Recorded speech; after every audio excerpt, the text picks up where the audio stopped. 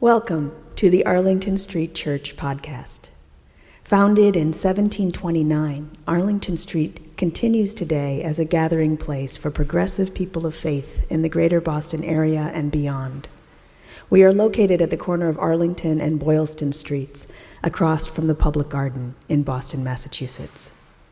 Please visit ascboston.org for more information about this historic Unitarian Universalist congregation.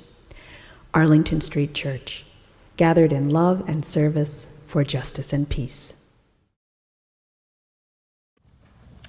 Our reading this morning is called Lament Psalm 32 by Ann Weems. O God, explain to me the cruelty of your world. Make sense of those who make no sense. Tell me why the innocent die and evil people live to kill again. Tell me why the faithful are shunned and the self-righteous point their fingers. Tell me why the wounded are wounded and sorrow falls on the shoulder of sorrow. Tell me why the abused are abused and the victims victimized.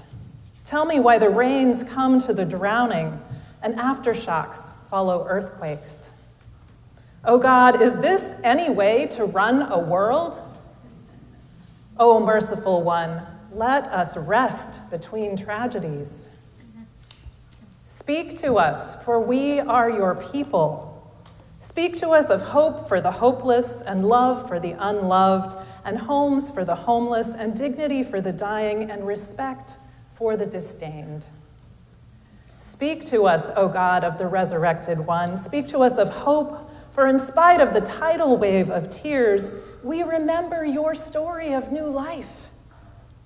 Tell the world again, O God of creation. Tell us that winter will fade and spring will wash us new and the world will green again. And we will be new creations in the garden of God. Free us from these tentacles of sorrow, and we will fall on our faces and worship you, O God of goodness, O God of a new green world.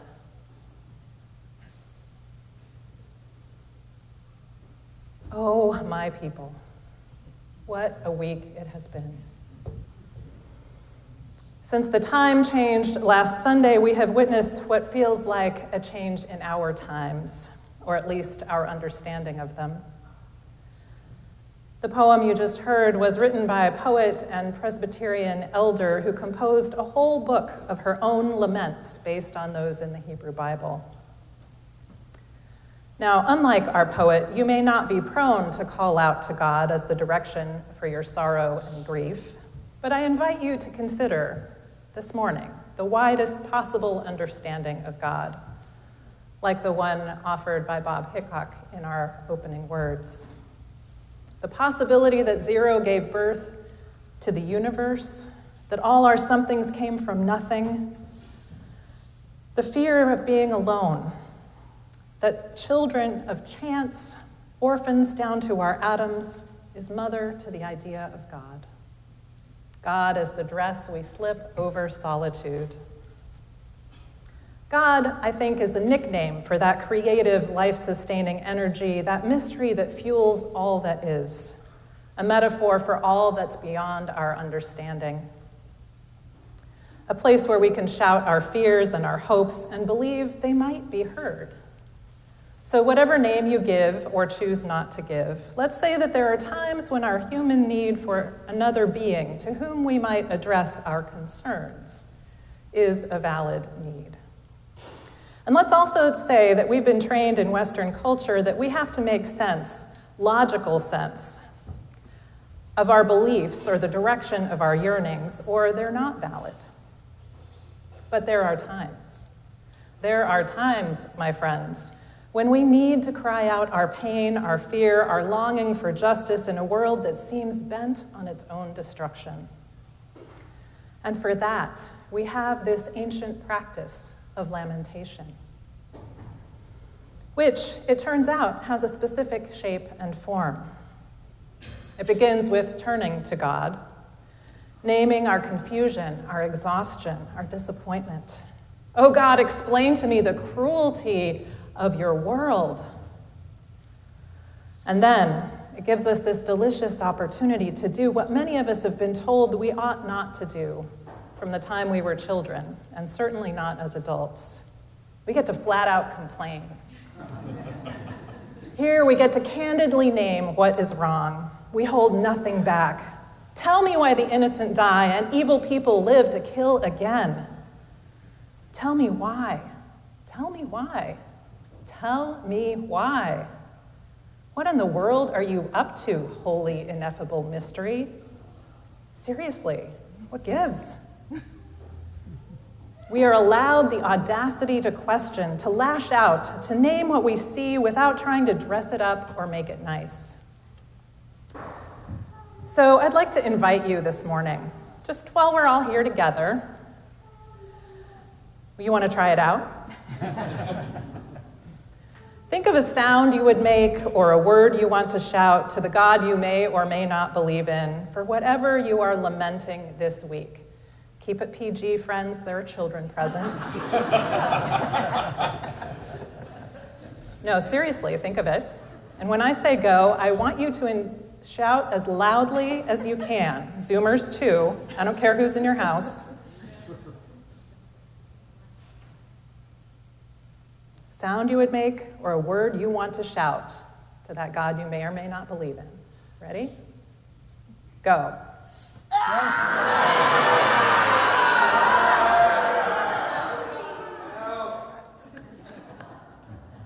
How did that feel? Now, once we've voiced our complaining, we ask for deliverance. O merciful one, let us rest between tragedies. Speak to us, for we are your people. Speak to us, speak to us, speak to us. We want to know how to keep our faith, how to trust again, how to understand this in light of the hope and promise we have felt in other times. Tell the world again, O God of creation, tell us that winter will fade and spring will wash us new. And then we return to a trust in whatever it is that's beyond us to deliver on some possibility and goodness we cannot yet see. God of goodness, of a green new world. Now that return to trust can be shaky when we're still in the midst of our complaining. We're angry with you, Holy One, but we know you can do better. Or we know that we don't see the full picture of what's to come, so we'll give you a pass this time, for now. Or the return to trust can be a true expression of letting go, a way to say, we've been in despair before and we've lived into the surprise of a new day of hope, seen that new green world, and so we will trust again in all we do not know. Turn to God, complain, ask for what you need, trust. A simple formula for grief and for a faith that can get us through. Now it's tempting, knowing many of the privileges many of us enjoy, not to let ourselves grieve too much. There's work to be done, we say, and what can I do, and what comes next? All of these are expressions of our sense of responsibility and our need for agency in the midst of a sense of powerlessness. And yes, there is work to be done, and there are things we can do. But when we leap to action to avoid the grief, we can also do real harm. If we skip the lamentation in our yearning to feel in control again, we're not allowing ourselves to learn anything from the problem in front of us. We're just grasping for control in the same system that made the injustice in the first place. Sar Mugwira, a chaplain at Baylor College of Nursing, writes that lament is disruptive because it signals that the way things are is broken. Lament upsets the status quo, hence the dominant avoid it. Now, that is not to say that everyone who feels ready and in get-to-work mode at this moment is failing at lamentation. We each move through these cycles at our own pace, so the last thing I'm encouraging is another way for us to judge each other. If you're moving into let's get to work and your neighbor is in deep grief, you both may very well be doing the right thing. And you can probably find courage and strength from one another. Neither state is permanent. Honor the crying out and honor the moving anew. Support one another. The last thing we need is for our alarm and panic over our different needs and choices to alienate us from each other. That's exactly what brought us here. But after the turning, after the complaining and the asking, there is that thing that is sometimes the hardest: trust. How long, O Lord? I and maybe many of you have cried out as we've worked our hardest for a cause only to see it defeated or diluted. Returning to trust in a longer trajectory of history, a vision beyond what we can understand, a meaning and a purpose that might, maybe, be lent to this current suffering. All of that can feel like a very tall order. When it comes to that trust, to that letting go of our own need to see and map the future, and to have faith that our work and our prayer and our turning is worthwhile, I find it helpful to turn again to the poets and the prophets. I was reminded this week that in 1962, Reverend Dr. Martin Luther King Jr. was ready to throw in the towel. For a moment, he was ready to turn in the towel, believing that his work for racial and economic justice was doomed. He had spent 2 years leading organizing in Albany, Georgia, only to be thwarted by some, if I may say it, dirty double-crossing by the civic leaders there that ultimately squashed their efforts entirely. We have all of Dr. King's inspirational speeches to look to, but he issued a great lament at that discouraging failure. And yet, he continued with the support and strength of his fellow movement leaders and, of course, his God. Where would we be if he had stopped? And the poet Lee Young Lee, raised in Indonesia and the US by parents born in China, helpfully reminds us that sometimes we can benefit from considering a different way of looking at time. He writes, or he says, "In the West, we usually think of the future lying ahead of us, and we walk forward into it, leaving the past behind. But it's the other way around for an Eastern mind. The Chinese word for the day after tomorrow is ho, meaning behind. And the word denoting the day before yesterday is actually qian, meaning in front of. And so to a Chinese mind, tomorrow, the future, is behind me, while the past lies in front of me. Therefore, we go backing up into the future, into the unknown, the what's about to be, and everything that lies before our eyes is past, happened already. And it's true that when we look up at the stars at night, many of them that appear to be there are, in fact, dead already, millions of years ago gone. But we haven't heard the news. All light is late. We're constantly looking at the immediate past, mistaking it for what's current. What we see with our outward eyes is actually over with. To get entangled with what we're seeing is to become entangled with a phantom, what's not even here anymore. Wave goodbye. Anyway, he says, everything we see is the late report, the echo of earlier invisible realities. If we are looking ahead at the past, backing into the future, we have to make the most use we can of the light that shines on from what has gone before. And this is where faith communities have always been beacons, bringing together our highest aspirations, our deepest questions, our most fervent longings, so that together we can offer some illumination to a world that is full of trouble and fear. This congregation has served for nearly 300 years as a place where hopes are gathered and fears are born and comforted. Strength is found over and over again. It has been a lighthouse, shining to offer a view, a safe harbor to those in need, as well as a warning to those headed straight for the sharp rocks. Its core purpose, our core purpose, is to shine as brightly as we can so that we can offer hope and shelter to those in need. Just as the lighthouse's job is to continue its work no matter how many boats can see it on any given day or at any given hour, no matter how deep the water is or what else is going on in the world, the aspirations and lessons of success and shortcomings in this community shine forward as both an inspiration and a warning. We can and should, my friends, trust the light within us, gathered together in community, to help us discern a way through the fog and storms of this world. To trust the light that shines still from our past, guiding us through today's tumult.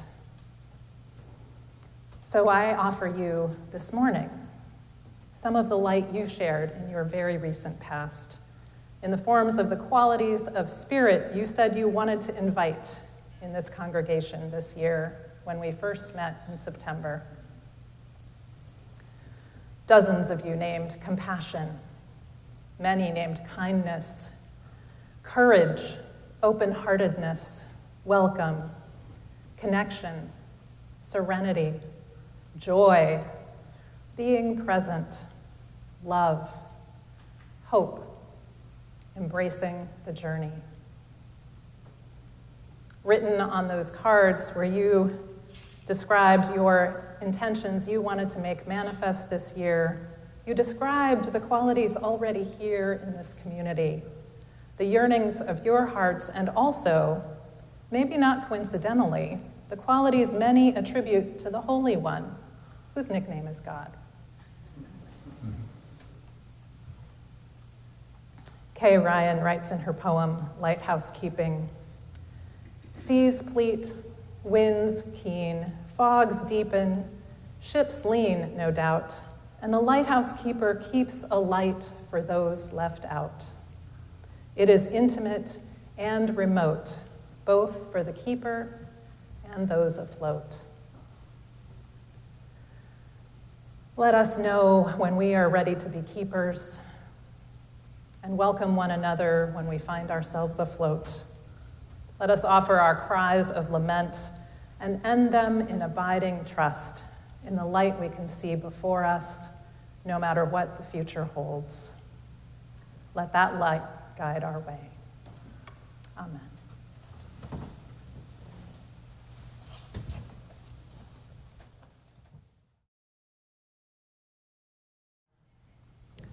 In the words of Stuart Kestenbaum, it all comes down to this. In our imperfect world, we are meant to repair and stitch together what beauty there is. Stitch it with compassion and wire. See how everything we've made gathers the light inside itself and overflows? A blessing. Go forth with that blessing to share the love that's the spirit of this congregation, and let it hold you until we meet again. The service begins when the service ends. Amen. People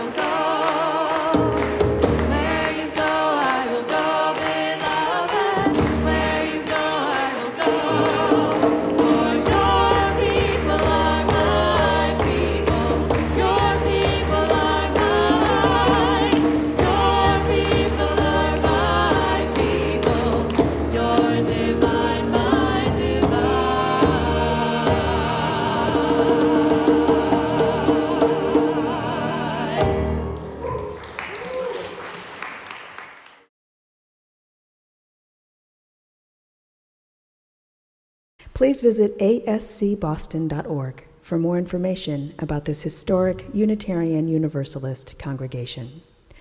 Arlington Street Church, gathered in love and service for justice and peace.